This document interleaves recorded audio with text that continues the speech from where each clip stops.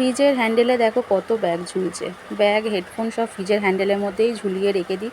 কারণ কি অন্য জায়গায় রাখার জায়গা থাকে না, তাই ফ্রিজের হ্যান্ডেলে রাখলে আমার নিতে সুবিধা হয়। রান্নার জোগাড় করতে হবে। গুড মর্নিং সবাইকে। এই যে সকাল সকাল বার করে নিচ্ছি মাছের পোঁটলাগুলো ডিপ ফ্রিজ থেকে। আর এই যে ফ্রিজের মধ্যে দেখো কত রকমের চকলেট। আর এই যে দেখো চকলেট বাটিতে এটা অর্ধেক খেয়ে রেখে দিয়েছে, আর এটা পুরো গোটা প্যাকেট আছে। আর এই যে আমুলের বাটারটা আমাদের রেগুলারই লাগে। রাত্রিবেলা গরম ভাত খায় আমার কর্তামশাই, তাই কিছু না থাকলে বাটার দিয়েই খেয়ে নেয়। আর কালকে বাজারে গিয়েছিলাম, এই যে পটল আর লাল নোটে নিয়ে এসেছিলাম, তাই বার করে নিচ্ছি, নিয়ে গিয়ে দেখি কি রান্না করতে পারি না পারি।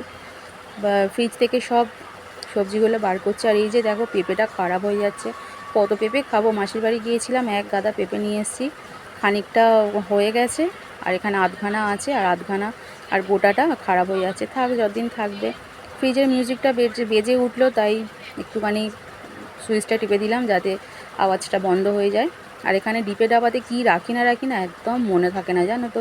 এরকম কার কার হয় একটুখানি বলো তো, যে ফ্রিজের মধ্যে জিনিস রেখে ভুলে যাও। একটা সাদা মতো ডিপে বার করে নিলাম, ওর মধ্যে আছে আদা রসুন পেঁয়াজ একসঙ্গে পেস্ট করে রেখে দিয়েছি। আর এই দিকের পাল্লায় দেখো সব বিরিয়ানির যে মশলাগুলো সেগুলো সব আছে, মিউনিস আছে, তার সাথে কাসুন্দির একটা আছে। এই যে মাছের পুটলাগুলো যে বার করে নিয়ে এসেছিলাম, তার মধ্যে ছিল চিংড়ি মাছ। বাজার থেকে মাছ নিয়ে এলে না অনেকটা সস্তা হয়। আর তারপরে আছে কাটাপোনা। এই যে কাটাপোনা আর চিংড়ি। কাটাপোনা দেখো বার করিস তোমার 5:30 বাজে, তো এখনও পর্যন্ত বরফ ছাড়েনি, শক্ত হয়ে আছে। জোর করে ছাড়ালে আবার মাছগুলো ভেঙে যাবে। আর টিফিনে বানিয়েছিলাম ঘুগনি রুটি। তো ভিডিও ভালো লাগলে লাইক দিও, শেয়ার করো।